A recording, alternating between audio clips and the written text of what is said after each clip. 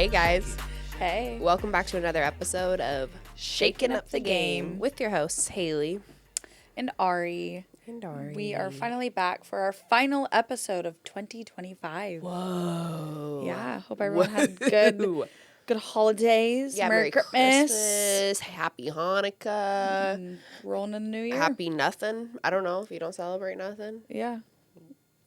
I didn't really. I felt like I just haven't been in the holiday spirit this year. Well, if I were maybe around kids, I think it would help. But I'm not. It's just a living room full of adults. And we're like, cool.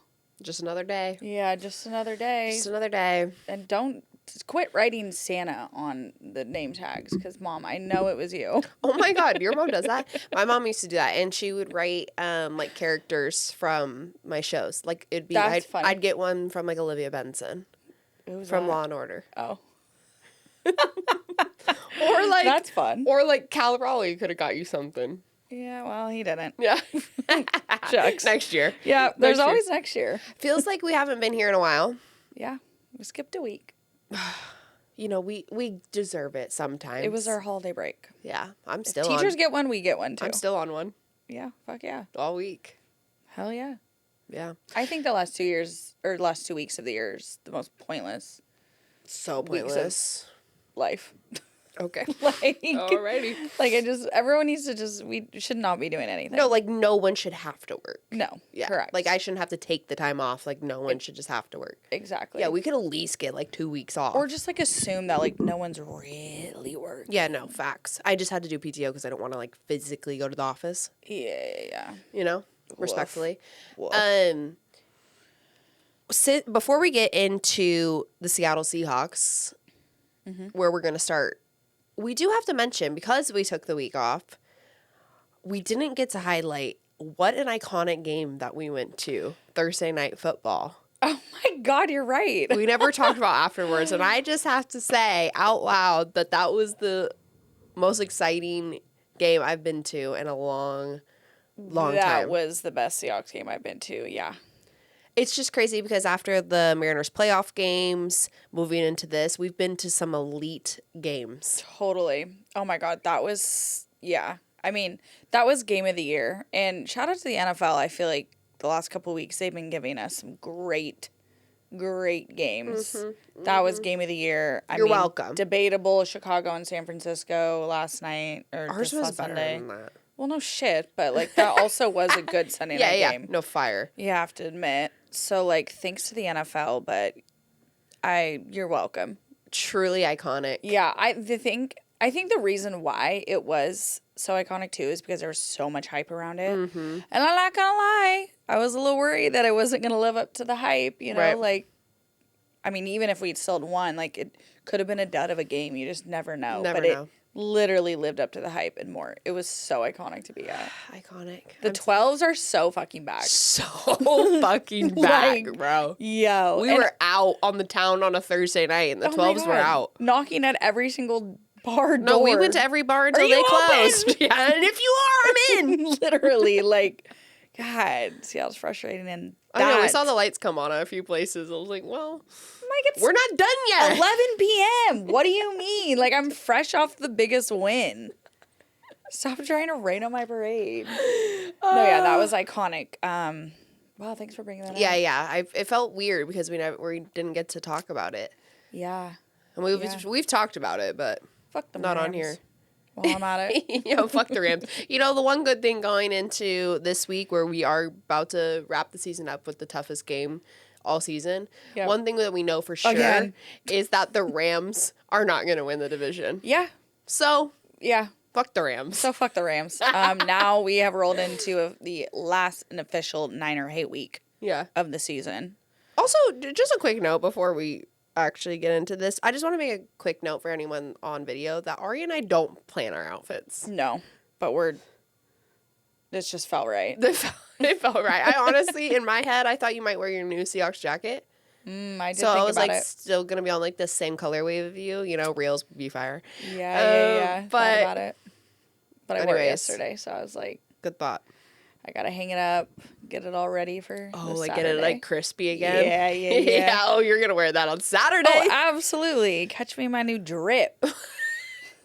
Shout out Simply Seattle. Shout out to the Seattle Seahawks. Drip. Yeah. Okay, Seahawks just played in Carolina, North Carolina, they say. Beat the Panthers 27-10. Yeah. Panthers were on a little win streak, too. We're really, like, getting hyped up. They might make the playoffs. Yeah.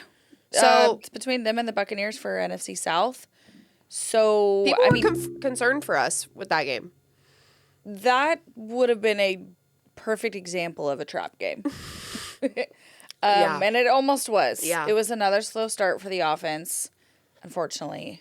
Don't know what the hell the issue is with getting the offense rolling in the first half. It was 3-3 until third quarter, and the defense lit the ignition. Yeah. We like that. Got us going, thanks to D-Law. Gotta be the best signing yet, I swear. Yeah. Like, talking about DeMarcus Lawrence, and I even feel more satisfaction for him because he's played his whole career prior to this year in Dallas. Yeah. Woof. And this has just got to be the most liberating feeling. When he went to the Seahawks, signed with the Seahawks, he notably had a press conference and was like, I made the decision because I know the Cowboys are not a Super Bowl contending team. And we were like, we all been trying to tell you that for years. And he was correct. Yeah, he literally said, like, you're just not going to win games in Dallas. And matter of fact, he comes here and 13 wins. So he was not lying. He's also, and I think too, like, especially when you do, mid-season signings and off-season trades and all of that, like, I think sometimes players do get a little bit lucky in that sense. And no, he has been a huge, huge factor to our defense. He's been selected to, I believe, his 5th or 6th Pro Bowl of his 12-year career. He's been massive for the Seahawks. It's cool to make the Pro Bowl too, like when you go to a new team. Yeah. And so there's no obviously he is the player he is, which is why we wanted him. But talked about this a couple weeks ago that I truly think that change of scenery, new head coach, a defensive minded head coach and everything, I think probably kind of lights a fire in your ass all over again. And you're like, let's fucking go. Well, because I think he was like, I don't want to put words in his mouth, but contemplating like retirement. Like, people were saying that his career was on the decline, like he had been past his prime. And it was like, do you take another deal with the Cowboys, or was this change of scenery what he needed? In addition to Seattle. Literally. In addition to D-Law, Julian Love had an interception. Good to have him back. Hello. Yeah. Gave the offense great field position to add on another touchdown, put us in the driver's seat. Which seems to be the only way that we can get touchdowns, is if our defense puts we'll us. Take it. Because looking at that Sunday night game, granted, the Chicago Bears had one interception against the 49ers on the first play of the game. Legitimately. Yes. If they could have done that one more time and put their team in scoring position. Totally. I mean, the game, so what we're referencing to is the Sunday night football between Chicago Bears and the San Francisco 49ers. A couple scenarios were at stake during that game, so of course Seahawks fans were tuned in. We were saying go Bears. They did not deliver for us, unfortunately. But that game was ridiculous. It was an absolute shootout.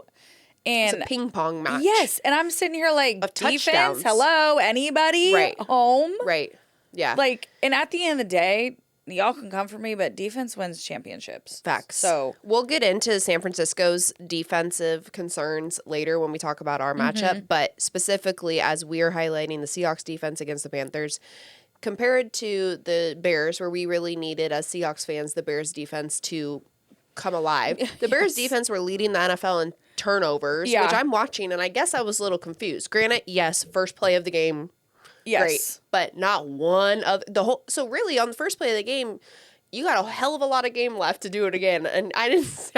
I don't know where your defense was. I'm not understanding. No, best defense in the league. I'm sorry. It was like they both had like 20 points or something in the first quarter. Yes, it was the highest score. Like it was only insane. Touchdowns until the Bears kicked that field goal, which ruined it for them. Yeah, Seahawks defense, though, in addition to DeMarcus Lawrence, Julian Love, Ty Okada has been a standout.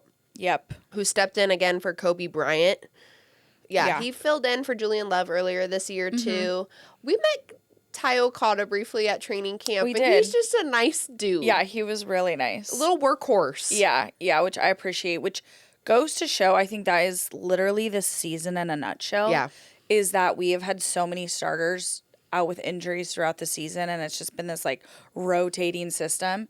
And every single time a backup or third string even comes in and fills in for the starter, it's like they could be a starter. We're not skipping a beat. They could literally be a starter. Yeah. Like, and I think Ty Okada was tied with D-Law for team leading sacks. So it's like tackles. Yeah, tackles. 6 so tackles, it's like yeah.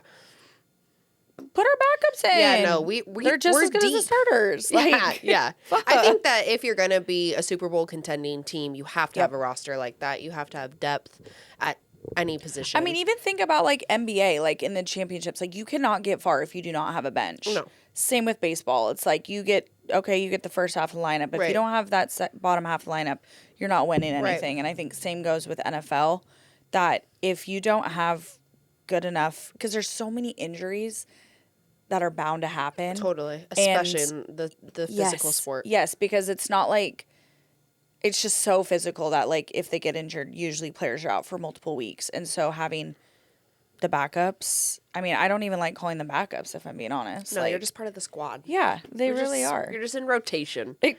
Quite literally. Yes. Seattle defense held Carolina to just 139 yards. Yep. 40 yards passing, 2.7 yards per play, and just 10 first downs. 1 for 11 on third down conversion rates. That's, honestly, I think as a fan watching the Seattle Seahawks defense, that's the most refreshing piece. We've talked about it before earlier this year, but watching the game, so your opponent in that game only converted first down, or on third down, 1 out of 11 times. It has historically been very frustrating when our defense is not elite. When you're watching the game and it's third down and we can't get a stop on third down, and you're like, here we go again. No, it's literally get off the field. Yes, it's like I just feel like we've for so many years have just let teams just march on down the field, and getting that third down stop is massive. That was good to see. And Carolina's a good team, so that's what at the end of the day it was. Granted, this, like we've said 100 times, and I'll continue to say, this season is absolutely wild, because that same Carolina team that we held to just 10 points also put up 31 points against the Rams. So, like, make it make sense. No, literally. Like, nothing's making sense. I don't get it. Which is why I truly think that, like, anyone, the NFC, if that Lombardi is not hoisted by an NFC West team, specifically the Seahawks, but an NFC West team, like, I'm bamboozled. I have been bamboozled this season. And would you feel the same if it was just NFC period? A little bit. Everyone else is fraudulent. So first you're saying if it's not hoisted by Seahawks, if it's not hoisted by the NFC West, if it's not hoisted by NFC. Yeah. Then it's a wash. It doesn't count. I'm telling you right now, the AFC is not winning the Super Bowl this year. There is absolutely no shot. No way. No. And if it is, there's some rigging going on. Point blank period, and I don't care. I'll say it again. This is the third time in franchise history that we have won 13 games in a season. The other two teams that have done that were the 2005 and 2013 teams. I think the 2013 team went to the Super Bowl. They sure did. They sure did. Yeah. And one of them hoisted a Lombardi. So let's run it back. I'm in the mood to hoist a Lombardi. I am absolutely in the mood to do that. Yeah, like me personally. Totally. Yeah. I'm sure we'd get a chance. I don't know what I would do, I just but I would chills. Probably like faint if I were to like touch it. If we could go to a parade at an age that we would genuinely like remember. Well, you know what's crazy is I was in college when we won the Super Bowl, so I didn't get to go to the parade. I didn't go either. Yeah. So, and we just like we wouldn't have. It just wouldn't. This would hit insanely different. We have the highest scoring team in franchise history, currently with 470 points this season. 19 wins in the last 24 games, which is the first in the NFL. We have tied franchise record for most wins in a season at 13, and most road wins in a season. Wow. 7. And we have not allowed a 100-yard rusher in a franchise record 25 consecutive games. Alrighty, well, keep that same energy. I hope it's 26. No, me too. I hope it's bang 26. bang Seahawk gang. Bang what I'm bang saying. shaker game. Exactly. Speaking of the run game, yes. Seattle Seahawks run game, held their own this week, which is always refreshing as that's been the biggest question mark all season. Yeah, the last 2 games we've been able to which turn is up a running game. promising. Yes. Because, again, we need to be multidimensional. We can't just be, passing team to JSN specifically. Yeah.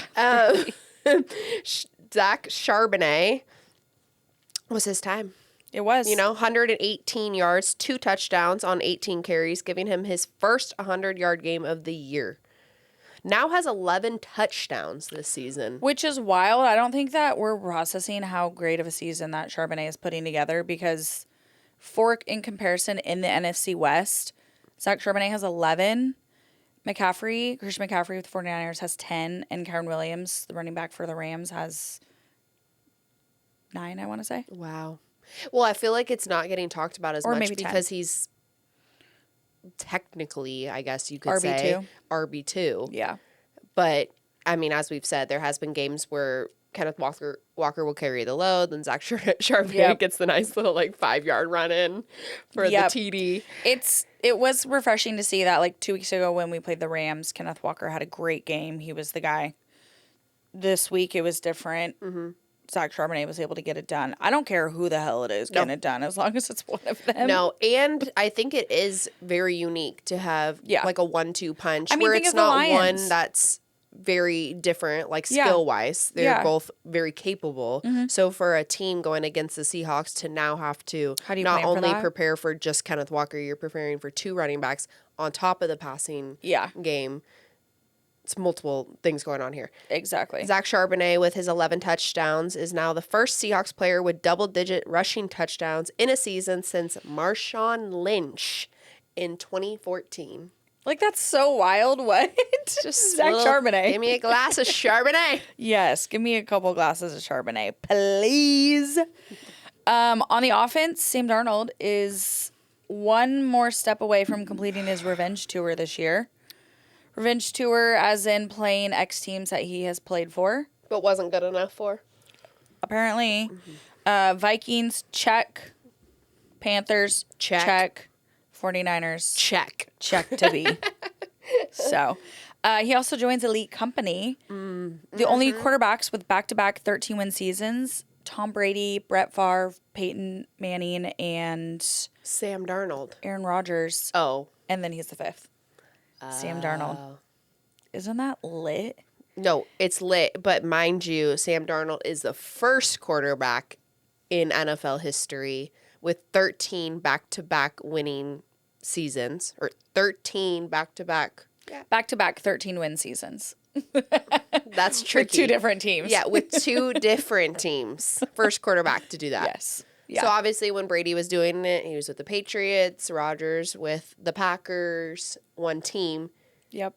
Sam Darnold's doing it multiple teams. And I think previously we had mentioned this, I don't know if it was the last episode or the one before, he joined, I want to say, Peyton Manning and Tom Brady with 11? Yes. I think, or something. I think 10, it was 12. 12.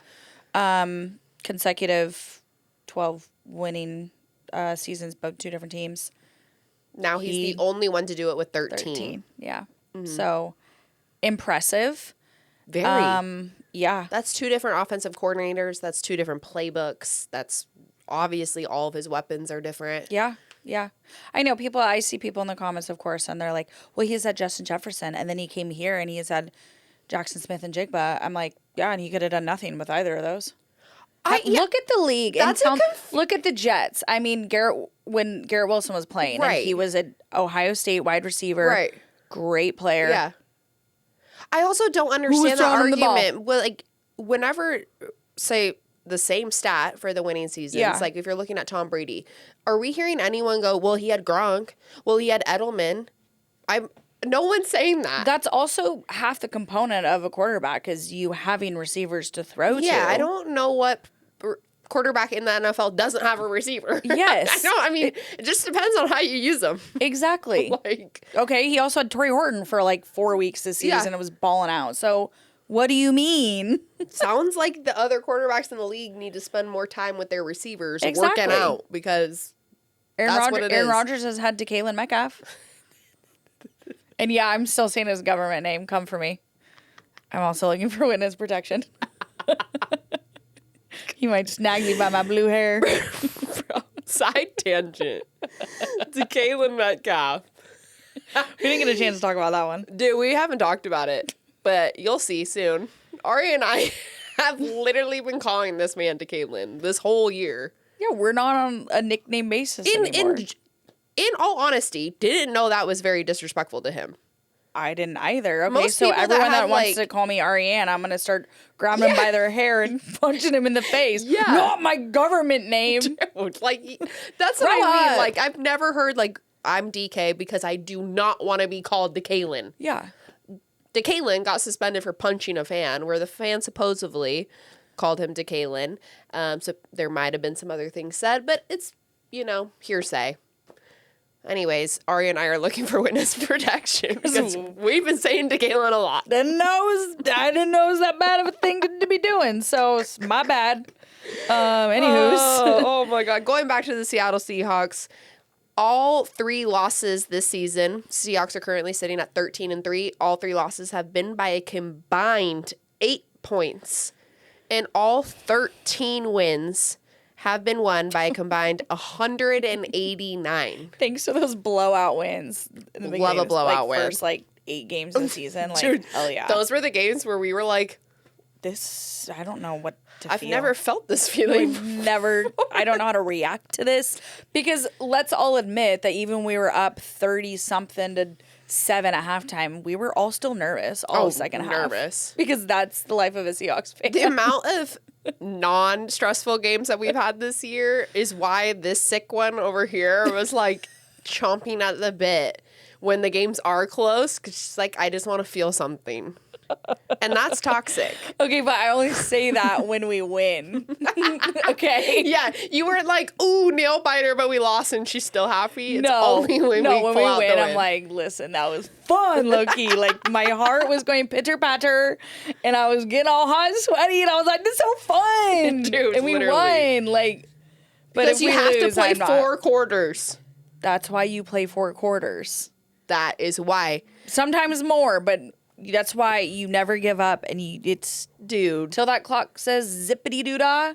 And if you Game are a ain't over. Seahawks fan and you haven't learned that it comes down to the clock saying zippity doo dah, then you're not a true Seahawks fan. Facts. And I'm looking at all of y'all that left that Thursday night football game early because you know that is fraudulent behavior for a Seahawks Insanely fan. fraudulent. We pull off shit like that all the time. No, we and- live and breathe with the last 3 minutes. Like, granted, I'm not going to out myself, but I will say that fourth quarter with 8 minutes left in that Rams game, I'm thinking, all right. it was the goal line pick put them up 16. I mean, we were all, like, just looking around, like, every time something electric happened, it was, like, yeah. jaw to the floor, like, Yeah. holy shit, this is happening. Yeah. We're going to fucking do it. And we fucking did it. And sure enough, we fucking did it. And we stayed. And we did stay. And we were in the building. God. So crazy. Like, if you left, I would be The amount heartbroken. of games that we've witnessed this season has just been amazing. No, you better hope they have us at the playoffs because when we go to games, we win. It doesn't matter if we go to PWHL. It doesn't matter if we go to... Stop for a second, knock on some goddamn wood. It doesn't matter if we go to MLB or college basketball. We're winners. We're winners. That's all we do because we're athletes. And we Fucking manifest. athletes. We've learned this thing in 2025. Manifest. Facts. Before we get into the matchup against San Francisco, do you want to give a shout out to John Schneider because Oh he's my a God. fucking baller. First Dude. of all, up for Exec of the Year. Duh. Up for who else? Exactly. Get rid of the other noms. Because what? I thought it was the Colts for a second, but now we know that. Oh, I know. Sorry, Queen. Nice work, but Dude, not this year. next. Sorry, you can Sorry. blame Daniel Jones for that one. I mean, Yeah. or your field crew. I don't know. Yeah, somebody else. Not you, Queen, but sorry.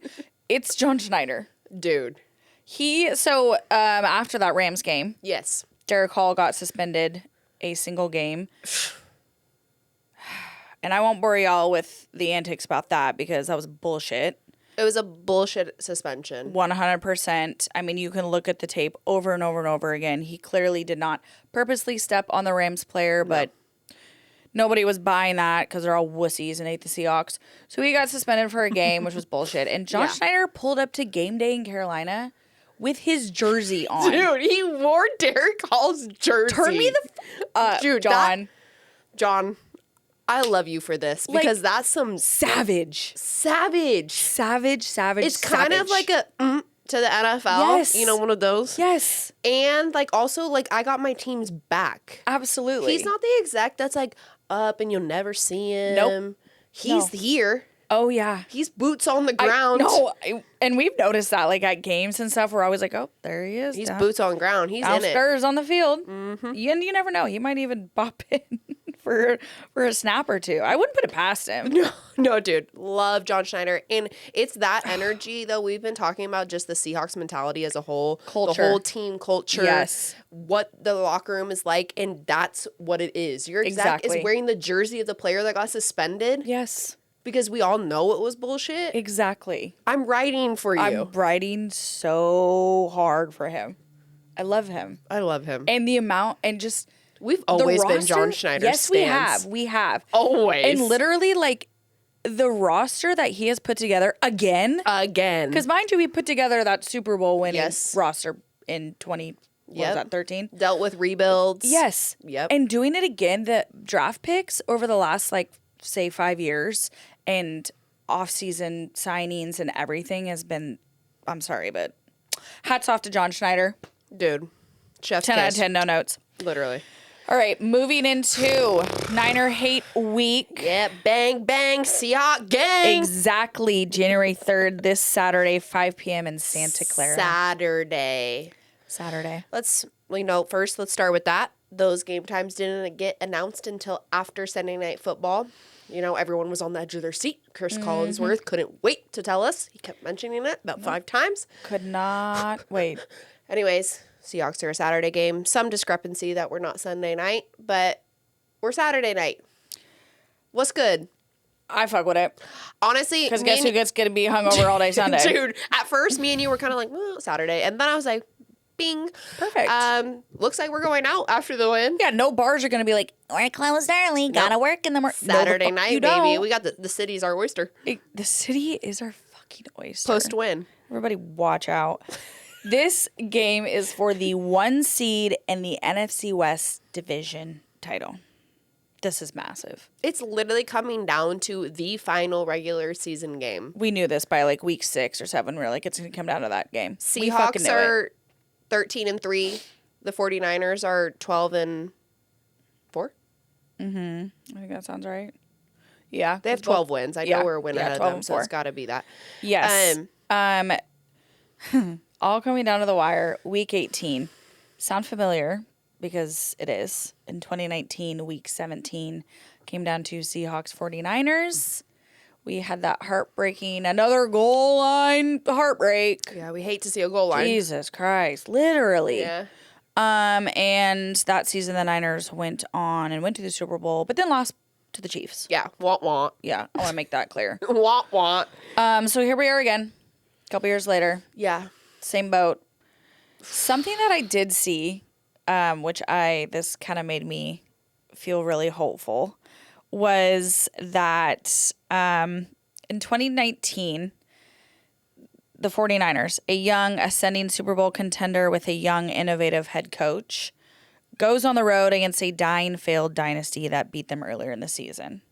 Took a little hurt to a dying, failed dynasty, but I'll let it slide. That's kind of what the Seahawks were in 2019. Yeah. This year, a young, ascending Super Bowl contender with a young, innovative head coach, Mike McDonald, goes on the road to Santa Clara against a dying, failed dynasty that beat them earlier in the season. Yeah. Like, the script writers cooked one. No, they cooked it. They absolutely cooked it. This is the first regular season finale in NFL history between teams both entering on win streaks of 6 or more. it's starting to just seem a little unnecessary. No, it's like everything that's like coming with this game is like stressing me out. It's also that the whole like country is going to be watching. And because even though we beat the Rams and by San Francisco beating Chicago Sunday night, that eliminated the Rams to be NFC West title contenders. They are still playoff bound. They're a wild card. But even after winning in the bright lights, it's still not enough for the Seahawks and or Sam Darnold to get any credit. So now here we are again 2 weeks later. Yep. Back in the lights. Back in the lights. Back in the lights on a Saturday night. Still having to defend Sam Darnold and the Seahawks and having to do it again for even more at stake. Seahawks are 1.5 point favorites. I've seen that both ways. I've actually seen both where we have like a 49.5% chance and they have a 51 or some bullshit. I've seen it literally both where one team has 51, one team has 51 on different sites. Yep. So basically, don't bet on the game if anyone's even thinking of that. No, it's a 50-50 toss-up. I mean, the Seahawks are going to win, but like...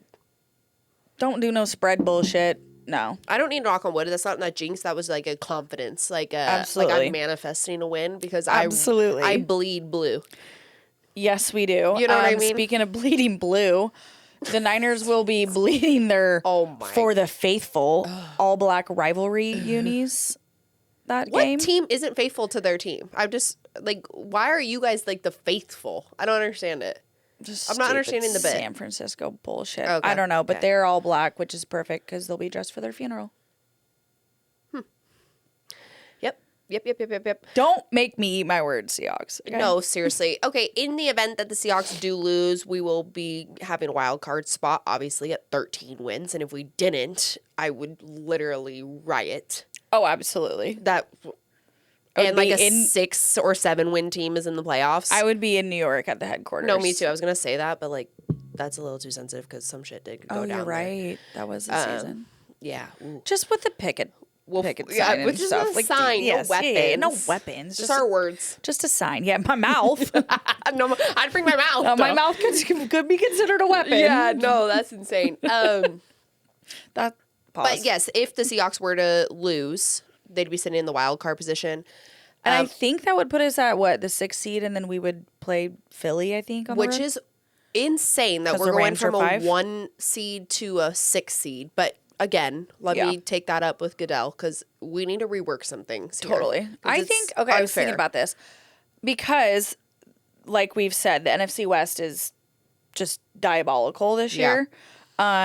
If potentially the Rams beat the Falcons and the Cardinals and the Niners do beat us, it'll be the first time in history that one division has 3 teams finish with 12 or more wins. We would all be 13-4. Mm-hmm. And I do agree that like winning the division should count mean for something. Yeah, I just think it's like it needs to be just like a playoff berth. Yeah. Solidified.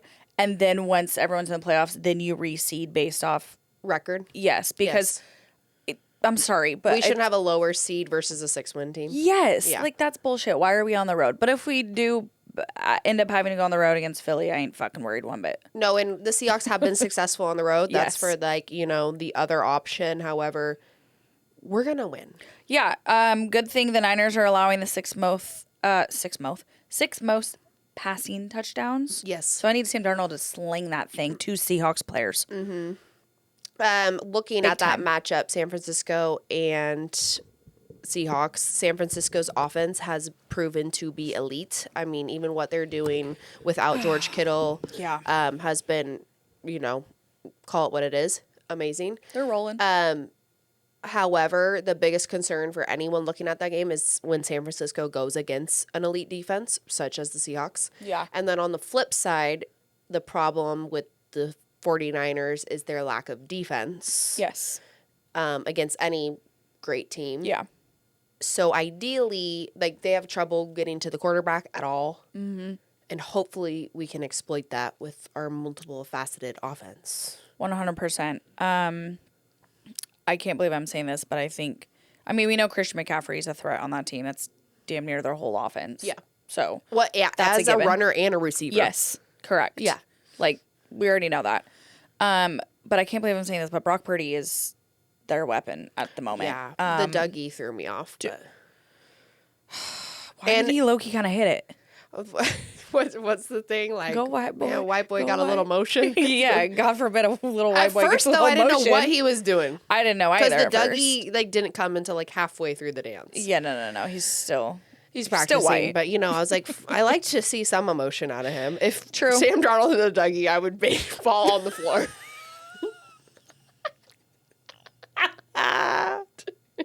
No fucking way. I would fall on the floor. No way. Oh my god. So since Purdy's return in week 11, we know he was out for majority of the season due to injury. So also give Mac Jones some prop. No, totally. He held them in the season. Yeah. They are first in points per game, first in third down conversions, first in drive touchdown percentage, and second in red zone percentage touchdowns. So we have to keep Pressure. up those third down stops. Yes. That's massive, I think. Yes. And I think just getting pressure on him. Because we did that game 1 of the season. We pressured him 57.9% of his dropbacks, which was the highest pressure rate he had faced in his career at that point, and held him to only 129 yards, a touchdown and 2 interceptions. I think that he's proven that he is capable of scrambling to some extent. Yes. Like, especially what we watched against the Bears. However, if it's consistent throughout a game, it will wear on them. And it throws off their offensive plan, like, to some extent. Like, we have to, this is really going to be on Seahawks defense, so shout out, guys. Come on.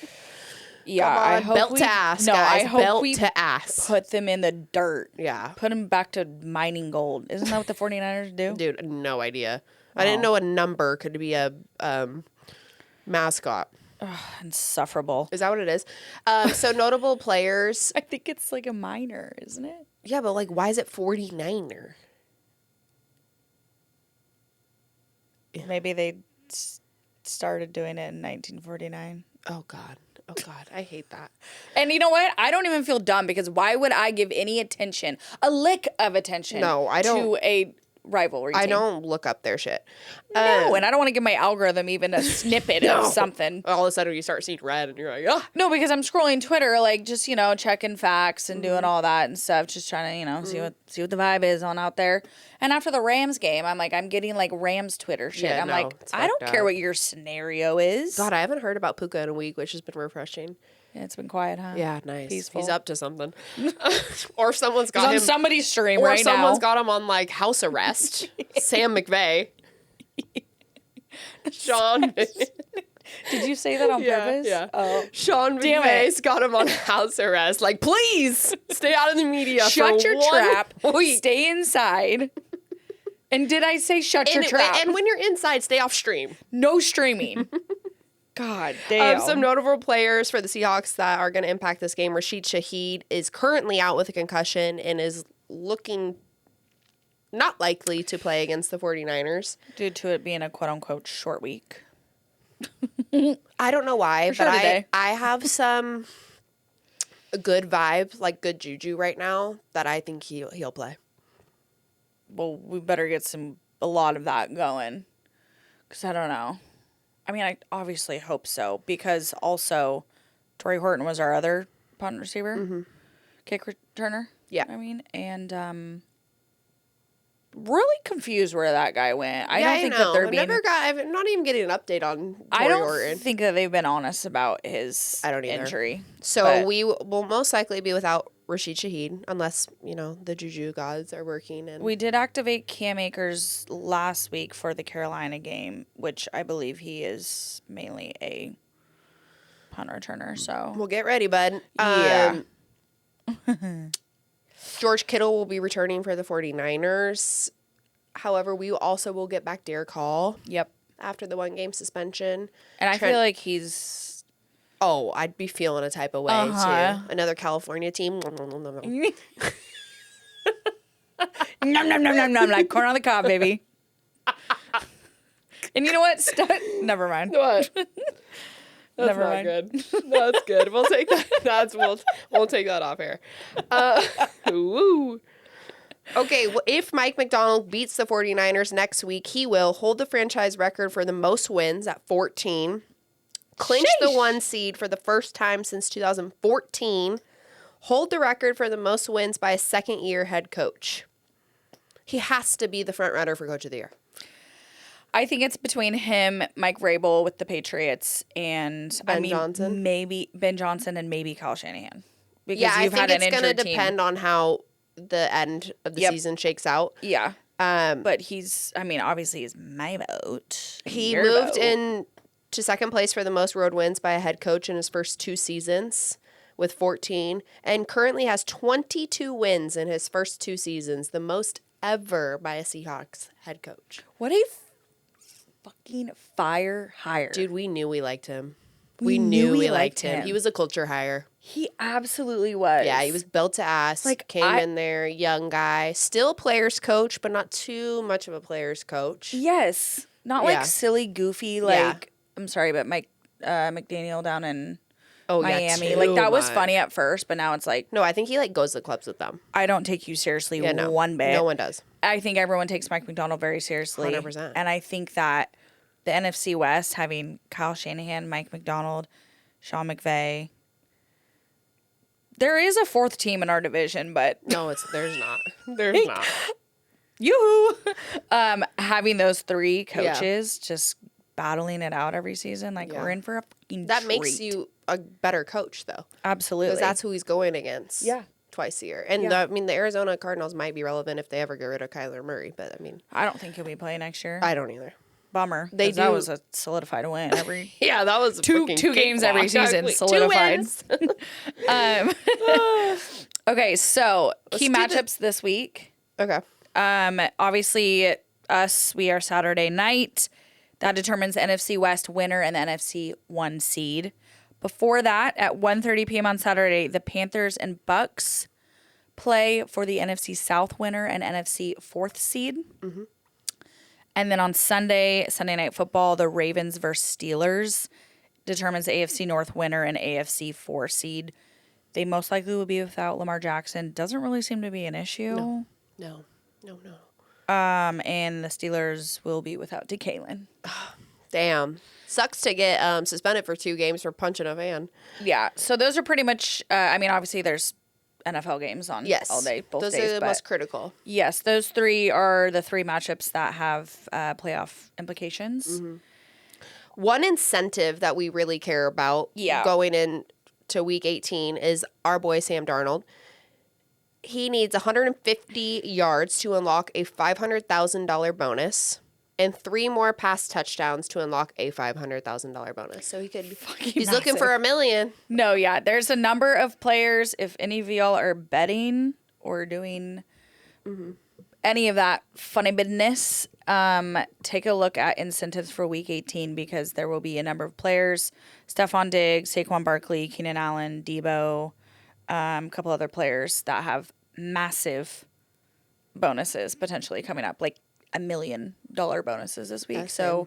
They will probably be playing extra hard, even with team implications or not, player individually. So tap into that. Myles Garrett also only needs 1 more sack to set the NFL record for sacks per season. So it's unfortunate that he's on a team that doesn't matter. Facts. So. I know. Couldn't be me. Okay, let's switch gears from the NFL. Let's go to the ice.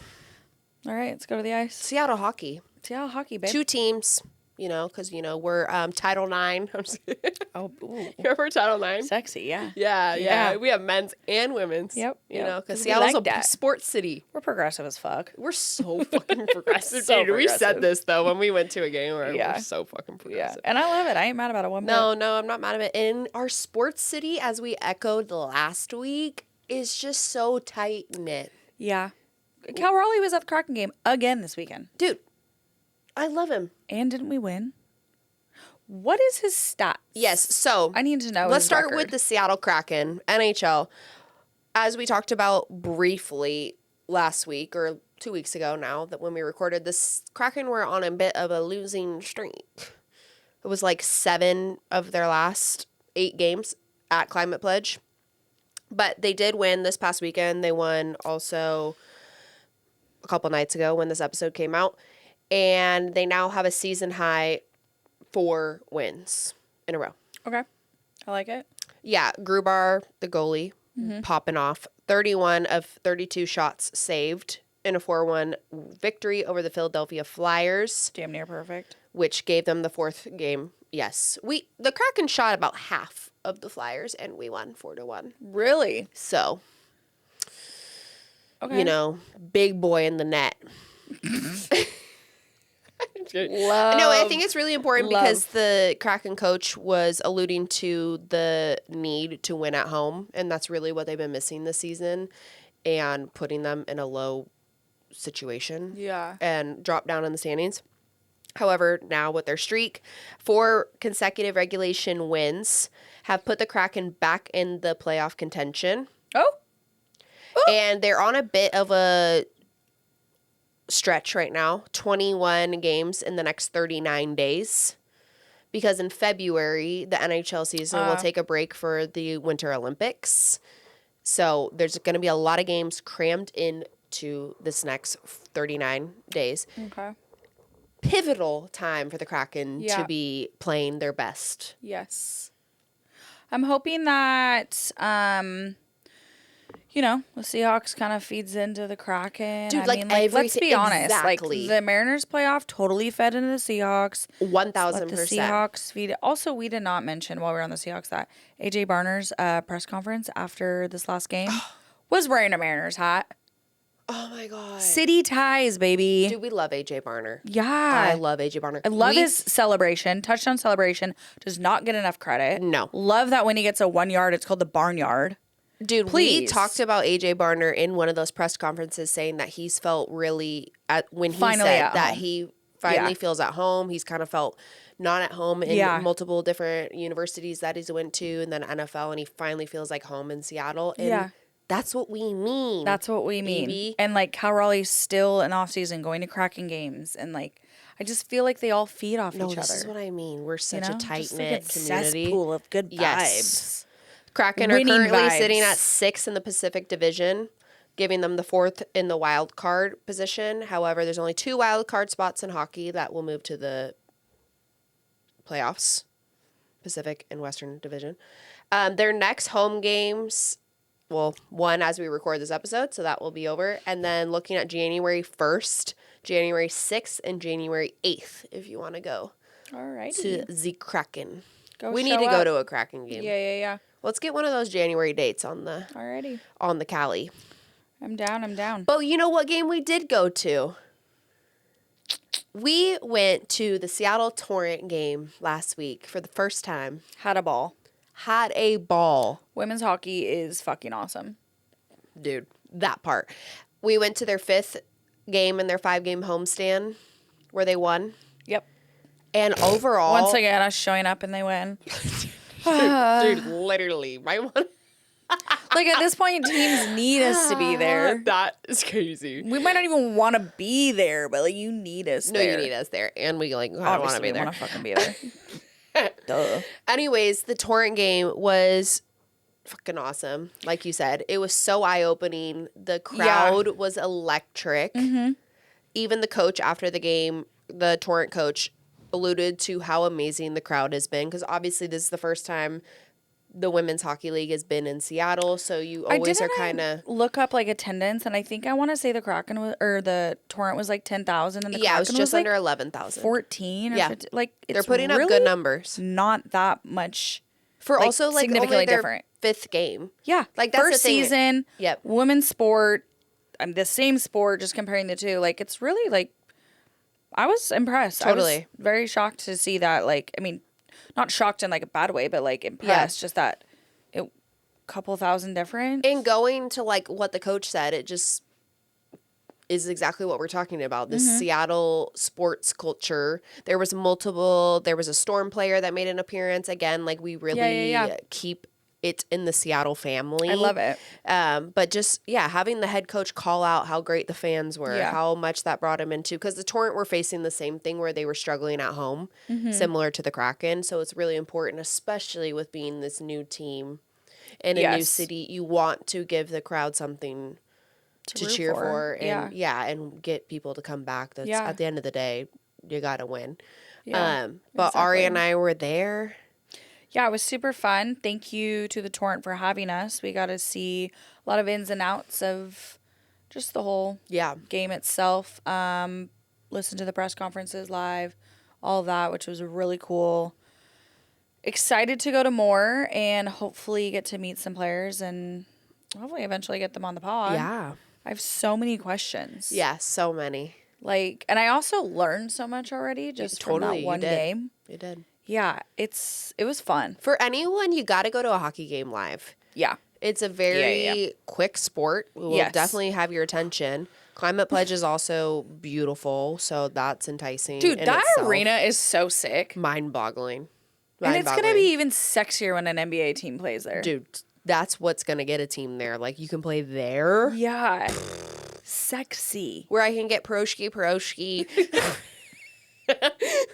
fish and chips, street tacos, dumplings, whatever the fuck you want. Also, Smash I can burger. get poke bowl. I can get smash burgers. I can get Impossible meat. Also, if I want to, I can get a hot dog. I can get chicken fingers. I can get what? And you can also just walk in, grab whatever beer you want, and walk out. Dude, like, they need to put more. We're gonna stand in a line there. We Not really. will highlight the food. Yeah. From the Torrent games to give you guys some more. Dude, to go there. So but anyways, we'll be covering the Torrent more as the season goes on. But get out to a Torrent game because their season is mild compared to Kraken. They only play about 30-something games. Yeah. So they're going to come and they're going to go. Yes, yes. Wrapping up this episode with the Seattle Mariners because, you know, we pay attention. Yeah, we do. The Mariners are making moves, so we're talking about it. They're still working. Dude, this is the first time we've really cared about their off-season work, and I still care. Yeah, I ain't even gonna lie about that. Oh, and I know. It makes sense. Mariners agreed to terms with outfielder / first baseman Rob Refsnyder on a 1-year contract, $6.25 million. Yeah. He basically is just coming in to fuck up lefties. Am I correct? Am I understanding that correctly? No, you're understanding that correctly. What he obviously is predominantly an outfielder, can alleviate Josh Naylor at first base, but does give the Mariners a consistent designated hitter against left-handed pitchers because he's a right-handed hitter. The only thing that's important to note with that, obviously, that him being a right-handed hitter and being an outfielder, our outfield is pretty much loaded with right-handed hitters. Yes. So analysts that are looking at the Mariners and see this acquisition believe that there's another move to be made. Absolutely. Of getting rid of a current outfielder. Yeah. Because we're kind of loaded too much heavy on the right-handed outfielder. So by signing someone like Refsnyder kind of makes you wonder that if there's something else in the works with like a Victor Robles or Randy Arozarena. Yeah. Yeah, for sure. Obviously the thing with baseball I feel like is so like I feel like it's so hard to predict. No, so hard. You can think that you know exactly what these executives are doing, and we have no clue. Yeah, and like I think that like NBA and like NFL, you can kind of, I don't know. Like, I feel like you can kind of have more of an idea of like, but something about MLB, it's like I don't have a damn clue what you're up to. No idea. They're working right now. They're working overtime. One thing I do like about that is $6.25 million is quite small. Quite small. It's basically what we were paying Polanco last year. I was just gonna say it's giving me Polanco vibes. Yep. Like maybe we get a steal for a small contract. So I'm cool with that. Refsnyder has batted over 300 against left-handers for 5 straight seasons. He is a .255 career hitter overall with 33 home runs and .730 OPS in 10 major league seasons. So he's basically batting over 300 against left-handed hitters consistently. Yeah. So that gives us a solid DH because, as you know, last year that kind of just was like up in the air. It was Canzone. It was Polanco. Mm-hmm. We just didn't have someone that you're like, yep. Yeah. You're solid in this spot. Certified glue guy. Yeah. Yeah. Yeah. That's what we need. Yeah. But Hopefully we're manifesting another trade, but also keeping everyone we have. So. Yeah. Yeah. How do you make that work? I don't know, but just I don't want to give up a pitcher. That's what I was saying. We're gonna probably have to give up. I mean, it's Who would you? Okay, this is very controversial. Because Nobody. Okay, well, out of our starting rotation, we have Castillo, Logan Gilbert, Bryce Miller, Brian Wu, Kirby. Who would you get rid of if you had to get rid of someone? I'm really putting her on the spot, folks. I have my answer.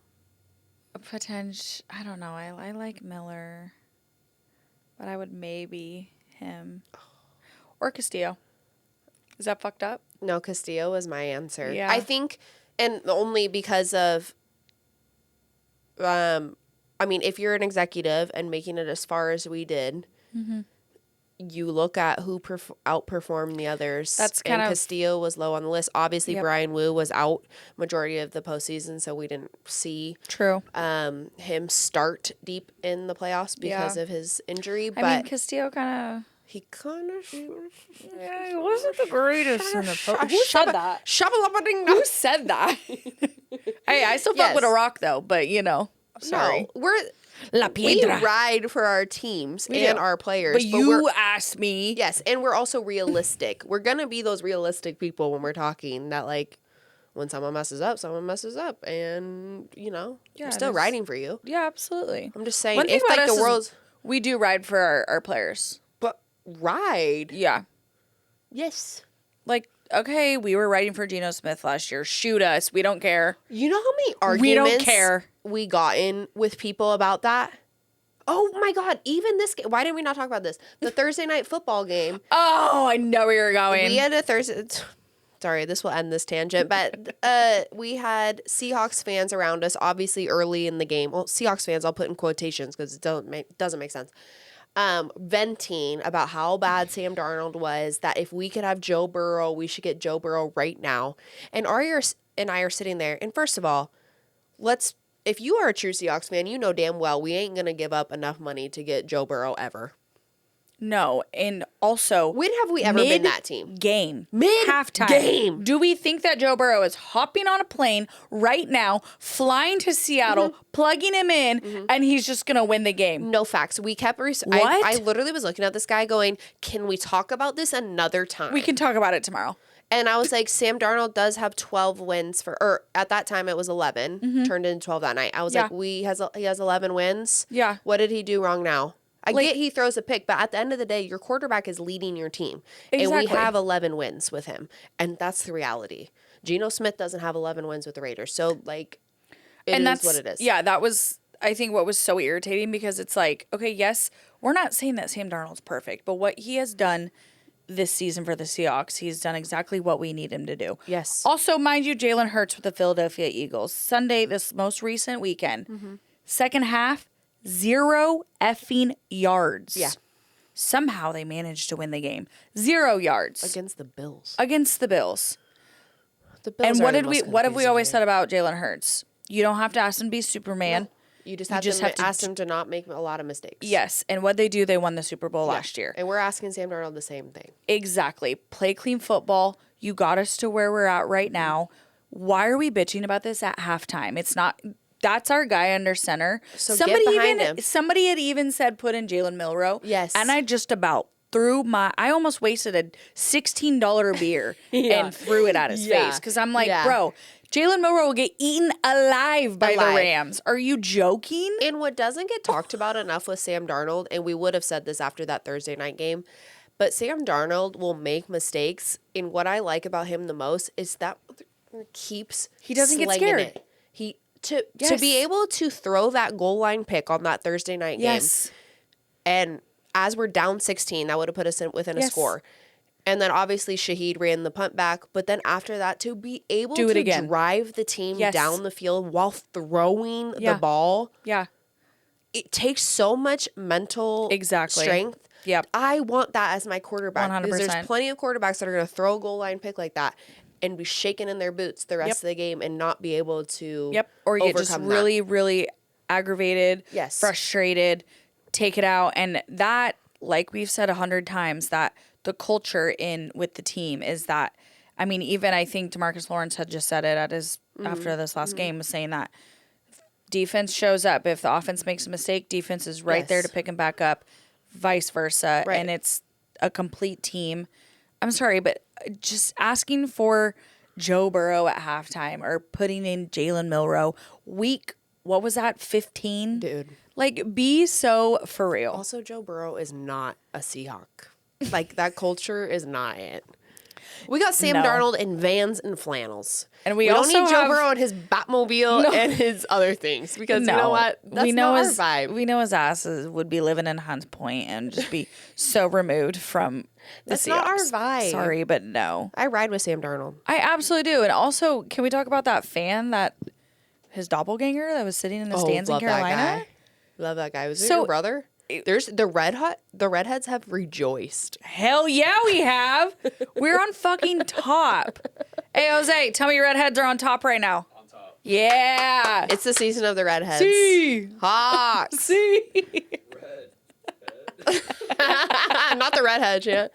And with that, And with that, the 2025 season has come to an end. thanks everyone for shaking with us all 2025. Yes, absolutely. We will be back for another episode in the new year. But Wow. before that, we'll be downtown. Don't know where yet. Saturday. For the game, Saturday, Seahawks against 49ers. Biggest 5 game of the year. p.m. sharp. Be there at least like 2 hours early, girls. You're not getting it anywhere. Facts. Yeah. And we're going to take the NFC West and the 1 seed. Damn. That part. Bang, bang, shaker gang. Bang, bang, Seahawk gang. XOXO. Shakers. Shakers.